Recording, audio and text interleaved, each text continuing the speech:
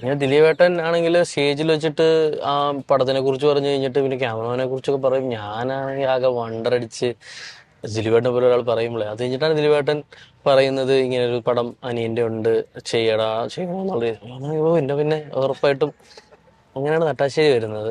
അത് അങ്ങനെ പോയി കഴിഞ്ഞിട്ടാണ് ദിലീപേട്ടൻ വിളിച്ചിട്ടടാ എൻ്റെ ഒരു പടം റാഫി സാറാണ് ചെയ്യുന്നത്, അപ്പൊ നീ ഒന്ന് ചെയ്യണം. ഞാൻ പിന്നെന്താ ആയിക്കോട്ടെ, ഞാൻ കഥ കേട്ട് അങ്ങനെയാണ് മറ്റേത് വോയിസിലേക്ക് വരുന്നത്. കണക്ഷൻ എപ്പോഴും കീപ്പ് പിന്നെ ചെയ്യുന്നുണ്ടോ? ദിലീപേട്ടൻ എപ്പോഴും കേരള ക്രൈം ഫയൽസ് കണ്ടിട്ട് എന്തെങ്കിലും? ദിലീപേട്ടൻ ക്രൈം ഫണ്ണ് കണ്ടിരുന്നു, സെക്കൻഡ് കണ്ടെന്ന് തോന്നുന്നില്ല, എനിക്കറിയില്ല. ദിലീപേട്ടന്റെ പരിപാടികളായിട്ടാണ് ഞാൻ ഫണ്ണ് കണ്ടിട്ട് അടിപൊളിയായ പരിപാടിയായെന്ന് പറഞ്ഞിരുന്നു.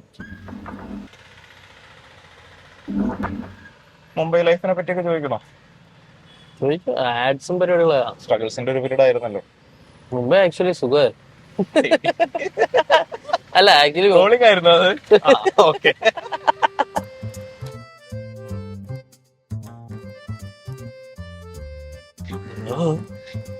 அந்த ஷார்ட் பண்ணலாமா, രണ്ട് സ്കൂളാ. പിന്നെ സിനിമ ചെയ്യുമല്ലേ എന്തിനു അസിസ്റ്റ്. പിന്നെ മനസ്സിലായി ഒന്നും പറയാൻ ചെയ്യാൻ പറ്റത്തില്ല. കറക്റ്റ് മറ്റേ കേസ് അവനെ പോലൊക്കെ ഉണ്ട് രണ്ടെണ്ണം, മാക്സും പിന്നെ ലിയോ എന്ന് പറഞ്ഞിട്ട് രണ്ട് വേറെ വേൾഡ് ആണ്. മെയിൻലി ഇതിനകത്ത് പുള്ളിക്ക് 4-5 ലുക്കുണ്ട്. ഞായറാഴ്ച ഷൂട്ടില്ല, സുഖകരമായ ജീവിതം. മുംബൈയിലെ ആക്ച്വലി കോളേജിലെ ഫ്രണ്ട്സ് തന്നെയാണെന്ന് അവിടെ. അപ്പം ഈ എൽ വി പ്രസാദ് പഠിച്ചുകൊണ്ടെന്ന് വെച്ചാൽ ഗുണമെന്ന് വെച്ചാൽ എല്ലാ ഇൻഡസ്ട്രിയിൽ നിന്നുള്ള അവന്മാരും വന്ന് പഠിക്കും മുംബൈ. അപ്പം കന്നഡ, തെലുങ്ക് എല്ലാവരുമായിട്ടുള്ള. അപ്പം മുംബൈയിലുള്ള ടീംസ് അവന്മാർക്ക് ഒരു ചെറിയൊരു കമ്പനി പോലെ ഉണ്ടായിരുന്നു അവിടെ, ആഡ് ഏജൻസി. അപ്പൊ നമ്മളവിടെ ഞാൻ കോളേജ് കഴിഞ്ഞ് അസിസ്റ്റ് ചെയ്യാൻ പോയായിരുന്നു. അസിസ്റ്റ് എന്ന് വെച്ചാല് കോളേജ് കഴിഞ്ഞ ഉടനെ തന്നെ ഓം പ്രകാശ് സാറിനോട് അസിസ്റ്റ് ചെയ്യുന്നു തമിഴില്. എന്ത് ചെയ്യണമെന്ന് അറിയാത്ത രീതിയിലാണ് കയറുന്നത്. അപ്പം അടുത്ത് എന്തെന്നും അലയുന്നത്. കോളേജിൽ നിന്ന് ഇറങ്ങി നമുക്ക് ആ ഫിലിം സ്റ്റുഡിയോയിൽ നിന്ന് ഇറങ്ങുമ്പോൾ ഒരു അഹങ്കാരമുണ്ട്. സ്റ്റുഡിയോയിൽ നിന്ന് ഇറങ്ങിയില്ലേ ഇനിയിപ്പോ സിനിമ, നേരെ സിനിമ. ആ മൂഡ് ഇരിക്കുമ്പോഴാണ് ഈ ഓം പ്രകാശ് സാറായിരുന്നു നമ്മുടെ കോളേജിന്റെ ഈ ലാസ്റ്റത്തെ പ്രൊജക്ട് ഇവാലുവേറ്റ് ചെയ്യും പുറത്തുനിന്ന് ആൾക്കാർ വന്നിട്ട്. അപ്പം DOP സൈഡിൽ നിന്ന് വന്നത് ഓം പ്രകാശ് സാറായിരുന്നു. സാറ് വർക്ക് കണ്ടിട്ട് എനിക്ക് അവാർഡൊക്കെ കിട്ടിയായിരുന്നു. അപ്പൊ അത് കഴിഞ്ഞപ്പം പുള്ളിക്കാരൻ ഇങ്ങനെ ചോദിച്ചു, പുള്ളിക്കാരൻ മലയാളം നന്നായിട്ട് അറിയുന്ന ആൾ. അപ്പൊ പുള്ളി ചോദിച്ചു എന്താണ് പരിപാടി എന്നൊക്കെ ചോദിച്ചു. ഞാൻ അറിയില്ല എന്നാണ്. അല്ല അസിസ്റ്റന്റ് പ്ലാൻ ഉണ്ടെങ്കിൽ വിളിക്കാൻ പറഞ്ഞു. ഞാനാണെങ്കിൽ ഇപ്പൊ ആലോചിച്ചില്ല, നമ്മള് പുച്ഛം തുടങ്ങുമല്ലോ. അപ്പൊ സിനിമ ചെയ്യുമല്ലേ എന്തിനു അസിസ്റ്റ് സിനിമ. പിന്നെ മനസ്സിലായി അങ്ങനെയൊന്നും പടം ചെയ്യാൻ പറ്റത്തില്ല. ആ ഒരു സോണിൽ നിന്ന് ഇറങ്ങുള്ളൂ അതൊക്കെ കിട്ടത്തുള്ളൂ. അപ്പോഴാണ് സാറ് പറഞ്ഞനുസരിച്ച് ഞാൻ അസിസ്റ്റ് ചെയ്യാൻ പോയി. സാറിൻ്റെ കൂടെ എനിക്ക് തോന്നുന്നൊരു 1 വർഷം താഴെ ഉള്ളൂ, 8 മാസത്തോളം. പുള്ളി മറ്റേ മാരി എന്ന് പറഞ്ഞ പടത്തിന്റെ പോസ്റ്റും, ഫസ്റ്റ് മാരീന്റെ പോസ്റ്റും പിന്നെ കാശ്മീറ എന്ന് പറഞ്ഞൊരു പടം ഉണ്ടായിരുന്നു കാർത്തിന്റെ, അതിന്റെ ഒരു സെക്ഷനും അത്രയാണ് ഷൂട്ട് ചെയ്തത്. അതിന്റെ ഇടയിൽ ഒരു 20-30 ആഡ്സ് വർക്ക് ചെയ്തു. ജൂണിന്റെ സക്സസ് സെലിബ്രേഷനിൽ വിജയമാവുന്നു, 100 ദിവസം ഓടുന്നു, ആദ്യത്തെ പടം. അതെല്ലാം കഴിഞ്ഞ് അതിന്റെ ഒരു സക്സസ് സെലിബ്രേഷൻ വരുന്ന പോയിന്റിൽ ദിലീപേട്ടൻ നേരിട്ട് വിളിക്കുന്നു, സംസാരിക്കുന്നു. അങ്ങനെയാണ് തട്ടാശ്ശേരി കൂട്ടത്തിലേക്ക് വരുന്നത് അല്ലെ? തട്ടാശ്ശേരി കൂട്ടം ചെയ്ത് കഴിഞ്ഞ് കഴിഞ്ഞിട്ട് പിന്നെ വരുന്നത് വോയിസ് ഓഫ് സത്യനാഥൻ. അത് കംപ്ലീറ്റ് ഒരു ഷിഫ്റ്റ് ആയിരുന്നു ഇതിന്റെ അതുവരെയുള്ള ഒരു പരിപാടിയാണ്. കാരണം ഭയങ്കര കംഫർട്ടായിട്ട് ഇപ്പൊ തട്ടാശ്ശേരി കൂട്ടമാണെങ്കിലും പുതിയ ആൾക്കാരും പുതിയ ടീമും, അതിൽ പ്രൊഡക്ഷൻ മാത്രം മറ്റേ ദിലീപേട്ടൻ ഒരു ഗസ്റ്റ് അപ്പിയറൻസും ഉണ്ട്.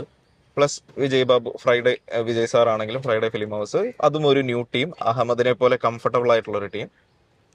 പുറത്ത് വരുമ്പോൾ റാഫി സാറായിരുന്നു വോയിസ് ഓഫ് സത്യനാഥൻ. എങ്ങനെയുണ്ടായിരുന്നു ആ ഒരു എക്സ്പീരിയൻസ്, ആ ഒരു ഷിഫ്റ്റ് എങ്ങനെയുണ്ടായിരുന്നു? ആക്ച്വലി രസമായിരുന്നു. എന്താ വെച്ചാല് നമ്മൾ അറിയത്തില്ലാത്തൊരു സോണാണല്ലോ ഇത്. ഇവര് ഈ ഇപ്പൊ റാഫി സാറിന്റെ പറയുകയാണെങ്കിൽ റാഫി സാറിന്റെ പടങ്ങൾ കണ്ട് വളർന്നാണല്ലോ എല്ലാരും, എത്ര പേര്. അപ്പൊ സാറൊക്കെ എങ്ങനെയാണ് ഒരു സീനിലേക്കും അല്ലെങ്കിൽ ഒരു സാധനം പ്രോസസ് ചെയ്യുന്നുള്ളത് കാണാൻ എന്ന് വെച്ചാൽ ഭയങ്കര സ്പോണ്ടേനിയസ് ആണ് പുള്ളിക്കാരൻ. ഇപ്പോഴും ഭയങ്കരമായിട്ട് ഫ്രീഡമും തരും ഓരോ സീനിലേക്ക് എത്തുമ്പോൾ. ലൈക് സീൻ വൈസ് പറയുമ്പം ഡയലോഗ്സ് ഒക്കെ ഓൺ സ്പോട്ട് ഇങ്ങനെ ഇവർ രണ്ടുപേരും ദിലീപേട്ടനും റാഫി സാറും കൂടെ ഒരു സീനൊക്കെ നമുക്ക് ഇങ്ങനെ പറഞ്ഞാലോ ഇങ്ങനെ പറയാന്ന് പറഞ്ഞിട്ട് ബിൽഡ് ചെയ്ത് പോകുന്ന കാണാം. അപ്പൊ നമുക്ക് മറ്റേതുപോലെയല്ല, ഈ ഷോട്ടിൽ നമ്മൾ ഇങ്ങനെ പറയുന്നു എന്ന് ഫിക്സ് ചെയ്തിട്ടാണല്ലോ നമ്മൾ അവിടെ ചെയ്യുക. ഇവിടെ അങ്ങനെയല്ല, ഇവിടെ ബിൽഡാവുക. അപ്പം നമുക്ക് എന്താ പറയുന്നത്, ഓൺ സെറ്റ് നമുക്ക് ഇംപ്രോവൈസ് ചെയ്ത് തന്നെ ചെയ്യാം. മോസ്റ്റ്ലി ഇംപ്രോവൈസേഷനാണ്. അവര് ഇംപ്രൂവ് ചെയ്യുന്നതനുസരിച്ച് നമ്മൾ അനുസരിച്ച് ഈ ആന്ന് പിന്നെ ഇങ്ങനെ പിടിച്ചു പോവായിരിക്കും അല്ലേ എന്ന് പറഞ്ഞിട്ട് അങ്ങനെയാണ് അവിടെ. രണ്ട് സ്കൂളാ. രണ്ട് രണ്ട് രണ്ട് എക്സ്പീരിയൻസ്ഡ് വലിയൊരു അതെ അതെ അതെ. യൂണിവേഴ്സിറ്റി ഇത്. പുള്ളിക്കാരൻ ഭയങ്കര എക്സ്പീരിയൻസ് എന്ന് വെച്ചാൽ എന്താ പറയാ, ഇപ്പം എടാ അത് വേണ്ട നമുക്കത് മറ്റേ അത് നിർത്താം അങ്ങനെ ഭയങ്കര നമ്മളിപ്പോ ഓ അങ്ങനെ എടുത്തല്ലേ ശരി ഓക്കെ. അപ്പൊ നമ്മൾ അപ്പൊ കാണുന്ന അതല്ലല്ലോ ഈ കാണുന്നത്. അപ്പം മൊത്തത്തില് രണ്ട് രണ്ട് സ്കൂളാണ്, രണ്ട് രണ്ട് ഒരു കംഫർട്ടബിൾ സ്പേസിൽ നിന്ന് അൺകംഫർട്ടബിൾ ആയിട്ടുള്ള സ്പേസ് എന്നല്ല, അങ്ങനത്തെ ഒരു കണ്ടീഷനിങ് ആണ്. കാരണം നമ്മൾ എപ്പോഴും ഇടപഴകുന്ന ആൾക്കാരുടെ അടുത്ത് നിന്ന് ബ്രേക്ക് ചെയ്ത് പുതിയൊരു ടീം, നിന്റെ ടീം എപ്പോഴും നിന്റെ കൂടെ ഉണ്ടാവും. അതിന്റെ അപ്പുറത്തേക്ക് ഡയറക്ഷൻ ടീം ആയിക്കോട്ടെ, ബാക്കിയുള്ള ടെക്നീഷ്യൻസ് ആയിക്കോട്ടെ, എല്ലാവരും പുതിയ ആൾക്കാരാണ്. ഫസ്റ്റ് പ്ലേസ് ചെയ്യപ്പെടുന്ന ഒരു പരിപാടിയാണ്. തട്ടാശ്ശേരി കൂട്ടമാണെങ്കിൽ പോലും അവർ റാപ്പ് ബിൽഡ് ചെയ്യാൻ പറ്റുന്ന ഒരു ടീം. ഇപ്പുറത്തെ റാപ്പ് ബിൽഡ് ചെയ്യാൻ പറ്റില്ല എന്നല്ല, പക്ഷെ നമ്മളൊക്കെ ഈ പറഞ്ഞ മാതിരി ചെറുപ്പം തൊട്ട് കണ്ടു വളർന്ന ലെജൻഡറി ആയിട്ടുള്ള ഒരു മനുഷ്യൻ. ആ ഒരു സ്പേസ് എങ്ങനെയുണ്ടായിരുന്നു? ആ ഒരു ആക്ച്വലി ഭയങ്കര വെൽക്കമിങ് ആയിരുന്നു. എനിക്ക് അങ്ങനെ അങ്ങനെ ഒരു ഇതില്ല ഞാൻ പറഞ്ഞ. പക്ഷെ മേക്കിംഗ് വൈസും സാധനങ്ങളും കംപ്ലീറ്റ്ലി ഡിഫറെന്റ് ആണ്. നമ്മൾ കാണാത്ത, എനിക്കറിയാത്ത ഒരു സംഭവം അഡാപ്റ്റ് ചെയ്യുക എന്നുള്ളതാണ്. പക്ഷെ സാറ് ഭയങ്കര വെൽക്കമിങ് ആണ്, സാർ ഭയങ്കര ഫ്രീ ആണ്. നീ പറഞ്ഞോ എങ്ങനെയാ നമുക്ക് ഈ സീനിങ്, സാർ അങ്ങനെ ചോദിക്കുന്ന ഒരാളാണ്. അപ്ഡേറ്റഡ് ആണ്. അതെ അതെ അതെ അതെ. അപ്പൊ എന്നെ ആക്ച്വലി മറ്റേ വോയിസ് വിളിക്കുന്നത് ദിലീപേട്ടൻ വിളിച്ചിട്ടുണ്ട് മോനെ. അതിന്റെ എക്സ്പീരിയൻസ് എന്തായിരുന്നു? ജൂണിന്റെ ദിലീപേട്ടന് അറിയാം.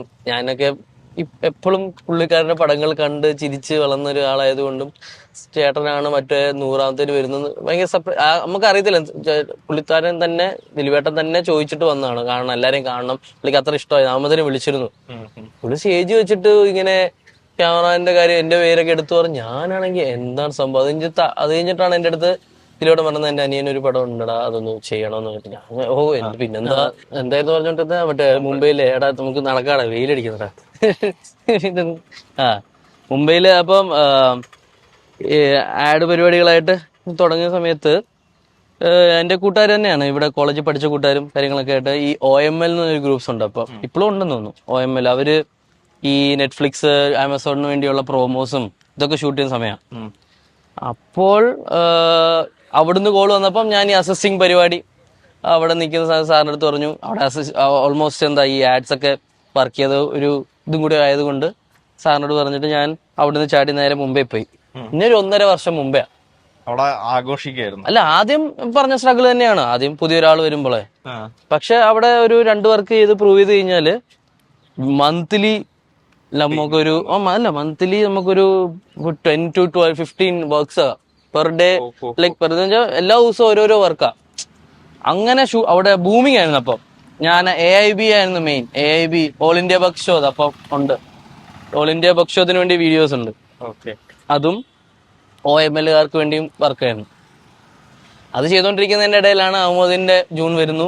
അപ്പൊ ഞാൻ ഇപ്പം ഇവിടെ സെറ്റാണ്, വേണമെങ്കിൽ നമുക്ക് അവിടെ നിന്ന് പോകാവുന്ന ഒരു കംഫർട്ട് സോൺ വരുമ്പോൾ നിന്ന് പോവല്ലോ.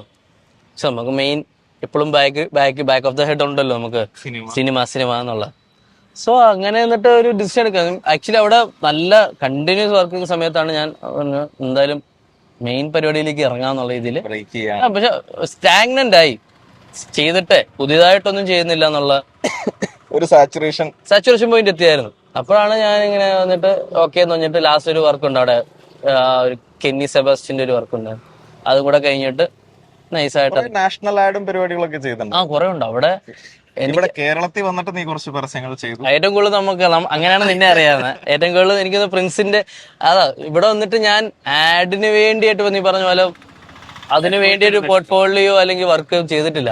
ചെയ്തിട്ടുള്ള എല്ലാം കൂട്ടുകാർക്ക് അങ്ങനെ വിളിച്ചിട്ടുള്ള പരിപാടി. അല്ലാതെ ഞാൻ പുതിയൊരാളുടെ അടുത്ത് അങ്ങനെ പോയി ചെയ്യാന്നുള്ള അങ്ങനെ ഒരു സൗഹൃദങ്ങളിൽ ചെയ്തത്. അതെ അതെ. ബിക്കോസ് ദൈവം സഹായിച്ചിട്ട് ഫസ്റ്റ് പടം കഴിഞ്ഞിട്ട് സമയം അങ്ങനത്തെ കിട്ടിയിട്ടുള്ളൂ. അല്ലാതെ വലിയൊരു ബ്രേക്ക് ഇടയ്ക്ക് വരുന്ന രീതിയിൽ എനിക്ക് ഒരിക്കലും ഒന്നൊരു പ്രീ അല്ലെങ്കിൽ പോസ്റ്റ് ആയിട്ട് തന്നെ ബിസി ആയി പിന്നെ അടുത്ത വർക്കിലേക്ക് കയറാനുള്ള.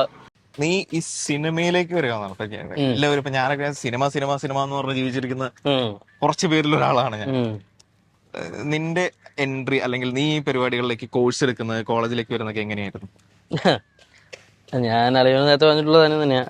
ഞാൻ ഒട്ടും ഈ സിനിമയിലേക്ക് വരണം എന്നുള്ള മോഹിച്ച് അങ്ങനെ ഒരിക്കലും ഒരു കരിയർ ഡ്രിവൺ അല്ല. അത് മോശമാണ്. നമുക്കൊരു ഇഷ്ടമായിരുന്നു. പണ്ട് തൊട്ടേ കൊച്ചിലൊട്ടേ അപ്പനൊക്കെ ആണെങ്കിലും കാസറ്റിൽ വരെ സിനിമകൾ കാണുക, പഴയ എല്ലാം ഇംഗ്ലീഷ് ആണെങ്കിലും തമിഴ് എല്ലാം കാണുമായിരുന്നു, പടങ്ങൾ കാണും. പക്ഷെ ഒരിക്കലും ഒരു സിനിമാറ്റോഗ്രാഫർ അല്ലെങ്കിൽ എന്താ പറയാ ഒരു സിനിമയിൽ എന്തെങ്കിലും ചെയ്യണം എന്ന് ഒരിക്കൽ പോലും നമ്മൾ ആലോചിച്ചിട്ടില്ല. അപ്പോൾ അങ്ങനെ ഇരിക്കുന്ന സമയത്താണ് +2 എങ്ങനെയൊക്കെയോ പാസ്സായി, ഇങ്ങനെ കോപ്പിയൊക്കെ അടിച്ചിട്ട് പാസ്സായി. അത് കഴിഞ്ഞിട്ട് ഒട്ടും പഠിക്കാത്ത ഒരു കൂട്ടത്തിലാണ്. അത് വീട്ടുകാർക്ക് എല്ലാവർക്കും അറിയാം. അപ്പൊ വീട്ടുകാരും ടെൻഷനായി, ഇവൻ എന്ത് ചെയ്യും. ഞാനും ഒട്ടും കാര്യമായിട്ടില്ല. അപ്പൊ അങ്ങനെ ഇരിക്കുമ്പോഴാണ് അപ്പം പറയുന്ന മറ്റേ എന്തായാലും കോമേഴ്സ് എടുത്തില്ല, ബികോം എടുക്കും. ഞാൻ പറഞ്ഞു ബികോം എടുത്ത് തോറ്റ് കഴിഞ്ഞൊരു വലിയ പാടാവും, അത്യാവശ്യം തട്ടിമുട്ടി ഒരു എന്താ പറയാ ഒരു ഡിഗ്രി എന്ന് നോക്കാം മൾട്ടിമീഡിയ അപ്പോഴത്തെ ഒന്ന് ബൂമിങ് പരിപാടിയായിരുന്നു. അപ്പൊ നമ്മുടെ വീടിന്റെ അടുത്ത് തന്നെ മറ്റേ മീഡിയ വില്ലേജ് ഉണ്ട്, SJCC അവിടെ കയറുക, എന്റെ തൊട്ടപ്പുറത്താ, എളുപ്പമുണ്ട്. അവിടെ കയറുന്നു. ഫസ്റ്റ് ഇയർ ഒക്കെ ഇങ്ങനെ പോകുമ്പോഴും സിനിമ അല്ലെങ്കിൽ സിനിമാറ്റോഗ്രഫി അവിടെ ക്യാമറ ഒക്കെ ഉപയോഗിക്കുമ്പോൾ ഇങ്ങനെ ബിക്കോസ് ഞാൻ പറയുന്ന ഒട്ടും ഇതില്ലെന്നല്ല, ഫാസിനേഷൻ ഉണ്ടായിട്ടില്ല, ഒരിക്കലും ഇല്ല. ഞാൻ എന്താ പറയാ, ഒരിക്കലും ഞാൻ ഇതൊക്കെ ഇഷ്ടമാണ്. പക്ഷെ ഇതൊക്കെ ഒരു എന്താ പറയാ സിനിമാറ്റോഗ്രഫി അല്ലെങ്കിൽ ലൈക്ക് അങ്ങനെ ഒരു സാധനം ജോബായിട്ട് എടുക്കുക എന്നുള്ളതൊന്നും എനിക്ക് നമുക്ക് സിനിമാ ബന്ധങ്ങളില്ലാത്തതുകൊണ്ട് നമ്മൾ വെറുതെ മോഹിച്ചിട്ട് പിന്നെ ഇപ്പൊ അതുകൊണ്ട് ബാക്ക് ഓഫ് ദ ഹെഡ് കാണും. അതുകൊണ്ടായിരിക്കാം ഞാൻ ആലോചിക്കാത്തത്. കോളേജിൽ കയറി സെക്കൻഡ് ഇയർ ആയപ്പം സജൻ സാർ ഇവിടെ പഠിപ്പിക്കാൻ വരുന്നുണ്ട്, സിനിമാറ്റോഗ്രാഫർ. സാറിന്റെ കുറച്ച് ക്ലാസ്സുകളൊക്കെ കഴിഞ്ഞപ്പം നമ്മൾ ഓക്കെ ഇതിൽ എന്തോ ഉണ്ട് എന്നുള്ള പരിപാടിയിൽ വന്നിട്ടാണ് പിന്നെ ഞാൻ ഫിലിം ഇൻസ്റ്റിറ്റ്യൂട്ടില് ചെന്നൈയിൽ LV പ്രസാദിൽ പോകുന്നത്. പിന്നെ കുറെ ബന്ധങ്ങൾ അങ്ങനെ വന്നു. പിന്നെ എപ്പോഴാണ് ഒരു ഹൈ കിട്ടുന്നത്, ഇത് കൊള്ളാം?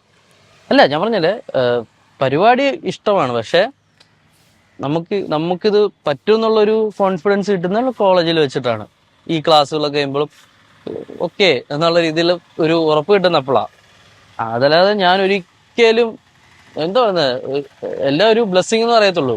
ബിക്കോസ് ഒത്തിരി കാലം കിടന്ന് നടക്കാതെയും ഒരു ഫസ്റ്റ് പടം ചെയ്യാൻ പറ്റുകയും ഇപ്പോൾ തുടർന്ന് പോകാൻ പറ്റുകയും പറയുന്നത് വലിയൊരു ബ്ലെസ്സിങ് ആയിട്ട് തന്നെ ഞാൻ കാണും. ബിക്കോസ് എല്ലാവർക്കും കിട്ടാത്തൊരു പരിപാടി അത് എനിക്ക് ഭയങ്കര ബ്ലെസ്സിങ് ആണ്. ബിക്കോസ് എനിക്കിപ്പോൾ ആലോചിച്ചാൽ എനിക്ക് അത്ഭുതം തന്നെയാണ് എങ്ങനെ എത്തി എന്നുള്ളത്. ബിക്കോസ് ഒരു കരിയർ ഡ്രിവണും അല്ലാതെ ഒരിക്കൽ പോലും ഒരു സിനിമ ചെയ്യാൻ പറ്റുമോ എന്നുള്ളത് പോലും ആലോചിക്കാത്തതിന് ഇത്രയൊക്കെ ചെയ്യാൻ പറ്റുമെങ്കിൽ ഇപ്പൊ ഇത് വിട്ടു വേറെന്തെങ്കിലും നിനക്ക് ചിന്തിക്കാൻ പറ്റുമോ?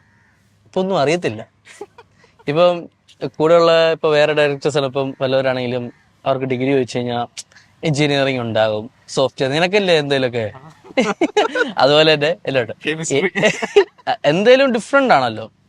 എനിക്ക് ഇത് തന്നെ ഉള്ളല്ല, ഇതിനപ്പുറത്തേക്ക് വേറൊരു പരിപാടി അറിയത്തുമില്ല. അപ്പൊ ഇത് മാത്രമേ ഉള്ളൂ ഇപ്പൊ, ഇത് തന്നെയാണ് എന്നുള്ളത്. പിന്നെ ഞാൻ പറഞ്ഞില്ല, ആ ഒരു ഇൻസ്റ്റിറ്റ്യൂട്ട് കാലഘട്ടത്തിൽ തന്നെ നമ്മളിൽ തന്നെ പല മാറ്റങ്ങളും വന്ന് ഒരു സെറ്റ് ഓഫ് കൂട്ടുകാരുണ്ടാകുകയും പിന്നെ കൂട്ടുകാരിലൂടെ തന്നെയാണ് സിനിമ ഉണ്ടാകുന്നത്. എനിക്കും അത് തന്നെയാണ് ഏറ്റവും നല്ല സിനിമ ഉണ്ടാകുന്നത് നമ്മുടെ കൂട്ടായ്മയിലൂടെ തന്നെയാണ്. കളക്ടീവ് എഫേർട്ടിൽ സിനിമ ചെയ്യാന്ന് പറയുന്നത് അത് അങ്ങനത്തെ ഒരു പടം ചെയ്തത് ഓടിച്ചൊരാളാണ്. അതെ അതെ. അത് വിട്ട് ബാക്കിയുള്ള ഡയറക്ടേഴ്സിന്റെ അടുത്തേക്ക് വന്നപ്പോഴുണ്ടായിരുന്ന റാപ്പോ ബിൽഡിംഗ് പരിപാടികൾ അതിന്റെ അല്ല. പക്ഷെ എന്നാലും ഞാനിപ്പോ എന്റെ കൂടെ വർക്ക് ചെയ്യുന്നവരെല്ലാം നമുക്ക് പണ്ടോട്ട് അറിയാവുന്നവരൊക്കെയാണ്. അപ്പൊ ആ ഒരു കമ്പനിപ്പുറത്താണ് സിനിമ. അതെ, ദീപു, വൈശാഖ് ഗംഭീര കക്ഷികളാണ്. നിങ്ങൾ ഒരുമിച്ച് കോളേജിൽ ഉണ്ടായിരുന്നവരല്ലേ? അല്ല, ദീപുവിന് എനിക്ക് കോട്ടയത്തുള്ളതാ ദീപു. ഇവന് കൊച്ചിലെ പണ്ടേ അറിയാം, ഇത്രയുള്ളപ്പോ അറിയാം ദീപുവിനെ കാര്യങ്ങളൊക്കെ. പിന്നെ വൈശാഖ് ഞങ്ങള് ശർമ്മേനെ ഞാൻ സെക്കൻഡ് യൂണിറ്റ് വർക്ക് ചെയ്യുമ്പം വൈശാഖിനെ അങ്ങനെ അറിയാം.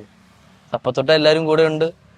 അതങ്ങനെ ഒരു പിന്നെ ഇപ്പം അഹമ്മദിന്റെ ടീമിലുള്ളതാണെങ്കിൽ ഞങ്ങളുടെ കോളേജിലുള്ള ആൾക്കാരൊക്കെ തന്നെയാണ്. ഇപ്പൊ അതിൽ നിന്ന് ചീഫ് അസോസിയേറ്റ് ഒക്കെ നമ്മുടെ കൂടെ ഇപ്പൊ ഈ സെക്കൻഡ് വന്ന ജോബി ഉണ്ട്. ഇവരൊക്കെ പിന്നെ വന്നവരാ. പക്ഷെ ഇവരൊക്കെ ഇപ്പൊ ഒരു ഫാമിലി പോലെ എല്ലാരും കൂടെ ഉള്ള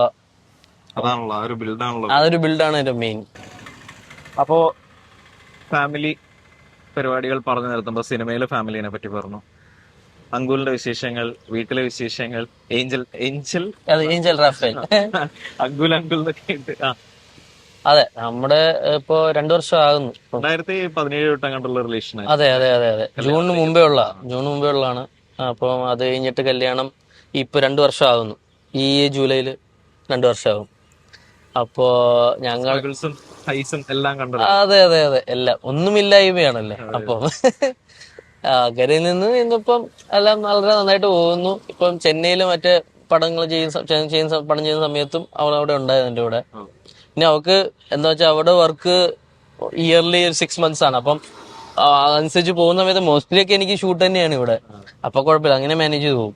ഇവിടെ ഉള്ളപ്പം പിന്നെ ഇപ്പൊ എനിക്ക് ഷൂട്ടുള്ള സമയത്താണെങ്കിൽ ഇപ്പം എങ്ങോട്ടെങ്കിലും മാറിയിട്ടാണെങ്കിൽ ഷീൽ കം വിത്ത് മീ, അങ്ങനെ ഒരു പരിപാടിയിൽ ഹാപ്പി ആയിട്ട് പോകുന്നു. വീട്ടില് അപ്പപ്പ അപ്പ അമ്മ എല്ലാം സുഖം. എല്ലാവരും അപ്പനമ്മനും കോട്ടയത്താണ്. അറിയാൻ അവര് ചേട്ടൻ അവര് ഇപ്പം പൂനെലാ. കൊച്ചി ഉണ്ടായിരുന്നു, ഇപ്പം ഷിഫ്റ്റ് ആയി അവിടെ പൂനെയിലേക്ക് പോയി. ഫാമിലിയുടെ കാര്യം പറയുമ്പോ ഇപ്പൊ നീ ചെയ്ത ലേറ്റസ്റ്റ് പടം, ഞാൻ അതിന്റെ ഒരു വിശേഷവും ചോദിക്കാതെ അവസാനം നിനക്കറിയാം അതിന്റെ റീസൺ. എങ്ങനെയുണ്ടായിരുന്നു ശരത് കുമാർ, സിദ്ധാർത്ഥ്, ദേവയാനി പോലെയുള്ള 3 കിടിലൻ ആർട്ടിസ്റ്റുകൾ, ശ്രീ ഗണേഷ് ഡയറക്ടർ, ഒരു കിഡിലൻ എക്സ്പീരിയൻസ് ആയിരിക്കും എന്ന് എനിക്കൊരു ധാരണയുണ്ട്. എങ്ങനെയുണ്ടായിരുന്നു നിന്റെ അവിടുത്തെ വിശേഷങ്ങൾ? ആക്ച്വലി ശ്രീ ആണ് എന്നെ വിളിക്കുന്നത്. ശ്രീ മധുരം കണ്ടിട്ടാണ് വിളിക്കുന്നത്.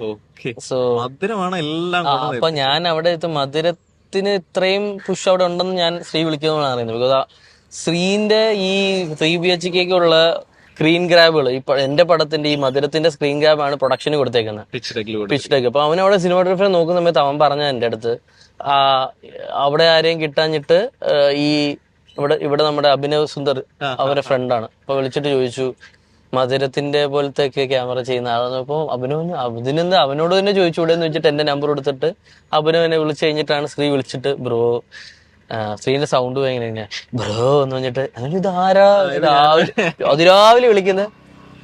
ഞാനിങ്ങനെ അപ്പൊ ഞാൻ KCF 2 ഷൂട്ട് കഴിഞ്ഞ് അപ്പൊ കല്യാണം കഴിഞ്ഞ് നേരെ കയറുന്ന ഇതിലേക്ക് കയറി. അത് കഴിഞ്ഞിട്ട് ഇനി ഒന്ന് സമാധാനത്തോടെ ഇരിക്കാമെന്ന് ഇരിക്കുമ്പോഴാണ് ഞാൻ അമ്മൂനെ അമ്മൂനെ വിളിക്കുന്നത്. അപ്പൊ അമ്മൂനോട് പറഞ്ഞു ഇനിയാടാ നമുക്ക് കുറച്ച് സുഖിക്കുന്നൊന്നും ചെയ്യാതിരിക്കാന്ന്. ഒരു വീക്കേ ആയുള്ളൂ കേട്ടോ. അപ്പോഴാണ് ഈ കോള് വരുന്നത്. അപ്പം 8 തോട്ടങ്ങൾ എനിക്ക് ഭയങ്കര ഇഷ്ടമുള്ള സിനിമ. അപ്പം എനിക്ക് ശ്രീ പേര് എനിക്ക് അങ്ങനെ ശ്രീ വിളിച്ചിട്ട് ഇങ്ങനെ അത് പടം അറിയാം ഇങ്ങനെ വിളിച്ച് പറയുന്നു. അപ്പൊ ഞാൻ പറഞ്ഞത് ബ്രോ ഞാനിങ്ങനെ എപ്പോഴത്തേക്കാ ബ്രോ ഇമ്മീഡിയറ്റ് ആണെന്ന് പറഞ്ഞു. ഇമ്മീഡിയറ്റോ? അപ്പം ഞാൻ ഓക്കെ ആരാന്ന് ചോദിച്ചപ്പോൾ സിദ്ധാർത്ഥും ശരത് കുമാർ. സിദ്ധാർത്ഥോ? അപ്പൊ ചിത്ത ഇറങ്ങി കഴിഞ്ഞിട്ടേക്ക് സമയം ഞാൻ എന്റെ മേനെ ഓക്കെ ബ്രോ ഞാൻ കേൾക്കാന്ന് പറഞ്ഞിട്ട് ശ്രീ പിറ്റേ ദിവസം തന്നെ കൊച്ചി വന്നു, കഥ പറഞ്ഞു. കഥ കേട്ടപ്പോ ഭയങ്കര ഒരു ഫീൽ ഗുഡ് ഫാമിലി ഒരു സാധനമാണ്. ഒരു കമ്മിങ് ഓഫ് ഏജ് പടമാണ് 3BHK എന്ന് പറയുന്നത്. അത് കേൾക്കുകയും ഞാൻ ഓക്കെ ഉറപ്പായിട്ടും ചെയ്യാന്നുള്ള മൂഡിലേക്ക് തന്നെ എത്തുന്നു. അവിടെ ചെന്ന് കഴിഞ്ഞിട്ട് എന്താന്ന് വെച്ചാൽ വേറൊരു വേൾഡാണ്. നമ്മുടെ ഒരു ഇതല്ലാതെ അതല്ല, ഒട്ടുമല്ല, വേറെ വേൾഡാണ്. മെയിൻലി ഞായറാഴ്ച ഷൂട്ടില്ല, സുഖകരമായ ജീവിതം. 6 മണി വരെ ഷൂട്ട് കൊള്ളു. അപ്പൊ ഞാനും വൈശാഖൊക്കെ ചെയ്ത് ദീപു വേറെ വഴിയുടെ ആയിരുന്നു. വൈശാഖ് എന്റെ കോളേജിൽ എന്റെ പഠിച്ച കോളിൽ നിന്ന് പറഞ്ഞ ഫ്രണ്ട് ഉണ്ട്, അവനും അവിടെ അസോസിയേറ്റ് വർക്ക് ചെയ്യാം. അപ്പൊ അവനും ഉണ്ട്. പിന്നെ നമ്മുടെ രഞ്ജിത്ത് ഇവിടെ മലയാളികൾ ഞങ്ങൾ ഈ 2 അവന്മാരേ ഉള്ളൂ. ഞങ്ങളവിടെ ചെന്നിട്ട് അവിടെ എന്ന് വെച്ചാൽ പിന്നെ ഫോക്കസ് പോലെ ജോയിച്ചേട്ടനെ ഞങ്ങൾ കൊണ്ടുപോയി. അവിടെ ചെന്നപ്പോ എന്റെ 6 മണി വരെ ഷൂട്ടുള്ളൂ. ഞങ്ങൾ കൊള്ളാലോ പരിപാടി. പിന്നെ ഞായറാഴ്ച ഷൂട്ടില്ല, അപ്പൊ പണി കുറവാ. അങ്ങനെ ഞങ്ങളെ സൂഹിക്കുക. അപ്പൊ അവിടെ ചെന്നിട്ട് സിദ്ധാർത്ഥ എന്ന് വെച്ചാൽ ഗംഭീര ആർട്ടിസ്റ്റ് പ്ലസ് ടെക്നീഷ്യൻ ആണ്. പുള്ളിക്കാരന്റെ understanding of film is different. പുള്ളിക്കാരൻ എല്ലാ പരിപാടിയും അറിയാം. ഭയങ്കര നീ പറഞ്ഞത് നിനക്ക് അറിയാവുന്നതാണ്, ഞാൻ പറഞ്ഞിട്ടുള്ളതാണ്. ഗംഭീര കക്ഷിയാണ്. He knows everything. അതാണ് ഇപ്പൊ നമ്മള് ആ ലെൻസിലാണ് ഷൂട്ട് ചെയ്യുന്നത്. പുള്ളിക്ക് എല്ലാം അറിയാം. ആൻഡ് ഭയങ്കര ഇൻവോൾവ് ആണ് ഒരു വർക്കിൽ. പുള്ളി എനിക്ക് എല്ലാ വർക്കിലും അങ്ങനെയാണെന്ന് തോന്നുന്നു. എനിക്ക് ഈ വർക്കിനെ സംസാരിക്കാൻ പറ്റത്തുള്ളൂ.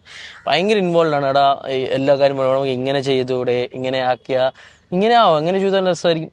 സോ കമ്മ്യൂണിക്കേഷൻ അങ്ങനെയാണ്. പിന്നെ അഭിനയിച്ച എല്ലാ ആർട്ടിസ്റ്റുകളും ഗംഭീരമാണ്.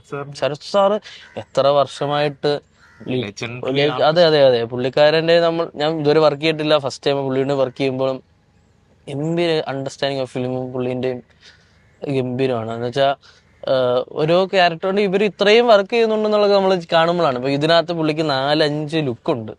ഇതിനകത്ത് തന്നെ പടത്തിന് സിദ്ധാർത്ഥനുണ്ടല്ലോ. എല്ലാവർക്കും ഈ ഫുൾ ഫാമിലിന്റെ ഒരു ഇതാണ്. ലൈക്ക് സ്കൂൾ കാലഘട്ടം അതെ അവന്റെ ജോലി വരെയുള്ള അവന്റെ ഒരു ഇത്രയൊരു 4-5 ലുക്സ് ഉണ്ട്. 4 ലുക്സ് മെയിൻ എന്നിട്ടുണ്ട്. അപ്പം ഇതിനകത്തുള്ള എല്ലാ ആർട്ടിസ്റ്റുകളും ഇപ്പൊ ഫുൾ ഷെഡ്യൂൾ നീ ആയിരുന്നു ചെയ്തത്, കാരണം KCF ആയിട്ടൊരു ക്ലാഷ് ക്ലാഷ് വന്നു. എനിക്ക് ലാസ്റ്റത്തെ ഒരു ഷെഡ്യൂൾ ചെയ്യാൻ പറ്റിയില്ല, ലാസ്റ്റത്തെ 2-3 ഷെഡ്യൂൾ. ബിക്കോസ് അവിടുത്തെ അതാണ് വേറൊരു പ്രശ്നം. വേറെന്ന് വെച്ചാൽ ലെങ്ത് വൈസ് നമുക്കൊരു 1 year ഒക്കെ പോകുന്ന പടങ്ങളാണ്. ഞാനൊരു 6-7 months ഓളം വർക്ക് ചെയ്ത സാധനമായിരുന്നു. പക്ഷെ നമ്മളത് മാനേജ് ചെയ്താ പോയത്. ഓരോ സെക്ഷനാ പടം കാണുമ്പോൾ നിനക്ക് മനസ്സിലാവും. ഇപ്പൊ പറയാനും പറ്റില്ല. എവിടെയോ ഒരു സ്ഥലത്ത് അതിന്റെ സിനിമാറ്റോഗ്രഫി ആൻഡ് ഡയറക്ഷൻ, പിന്നെ ശ്രീകൃഷ്ണനെ പറ്റി ഓഫ് കോഴ്സ് അതിലാണ് നീ നേരത്തെ പറഞ്ഞ ഹലോ എന്ന് പറഞ്ഞിട്ട് വിളിക്കുന്ന സാധനം ഉണ്ടല്ലോ പുള്ളി പറയും. അതെ, പുള്ളിയുടെ വോയിസ് എല്ലാവർക്കും എന്നുവെച്ചാൽ അത് അവന്റെ ഒരു സിഗ്നേച്ചർ പോലെയാ. അതിന് ഭയങ്കര സോഫ്റ്റ് സ്പോക്കൺ ആണ്. അപ്പൊ ഇങ്ങനെ ബ്രോ அந்த ഷോട്ട് പണ്ണലാമാ എന്ന് ഇങ്ങനെ അവൻ പറയുന്നത്. അപ്പൊ ഞാൻ ഇതാരാച്ച് ഭയങ്കര പതുക്കെ സംസാരിക്കുന്നത്. അങ്ങനെയാണ് അവരെ എനിക്ക് അറിയാതെ തന്നെ. അപ്പൊ എല്ലാരും അവരെ മീറ്റ് തൊട്ട് എല്ലാരും അവന്റെ വോയിസിനെ കുറിച്ച് സംസാരിക്കും. അതാണ് അതിന്റെ ഒരു പരിപാടി. അപ്പൊ എങ്കിലും ചന്ദ്രിക ആദിത്യന്റെ ഒരു പടം ചെയ്തിരുന്നു, എങ്ങനെയുണ്ടായിരുന്നു അതിന്റെ ഒരു എക്സ്പീരിയൻസ്? അതിനെ എനിക്ക് നേരത്തെ അറിയത്തില്ല. അതിനെ അറിയാന്ന് ഇങ്ങനെ ഒരു പടം ഉണ്ടെന്ന് പറഞ്ഞിട്ട് വിനയ് ചേട്ടൻ വിളിച്ചു പറയുന്നു. അങ്ങനെയാണ് അതിനെ മീറ്റ് ചെയ്യുന്നത്. പക്ഷെ അതിന്റെ ആവറേജ് അമ്പിളി അത് ഞാൻ കരിക്കില്ല, ഞാൻ കണ്ടിട്ടുള്ളതാണ്. ബിക്കോസ് ആവറേജ് അമ്പിളിയിലെ ആൾക്കാരെയാണ് ഞാൻ നൈസായിട്ട് ഇപ്പൊ മറ്റേ വിഷ്ണു അഗസ്ത്യനെയും ഷിൻസേട്ടനെയും 1001 സജസ്റ്റ് ചെയ്തു. ബിക്കോസ് അവര് അതിനകത്ത് പെർഫോമൻസ്. അപ്പൊ ഞാനിങ്ങനെ പറഞ്ഞു ഇവര് കണ്ടു നോക്കുന്ന പറഞ്ഞ രീതിയിൽ അങ്ങനെയാണ് അവിടെ എത്തിയത്. അപ്പം ആദ്യമായിട്ട് വളരെ പെട്ടെന്ന് തന്നെ പോകണ്ടായിരിക്കും. ഒന്ന് ഏജിന്റെ ആയിരിക്കാം ചിലപ്പം.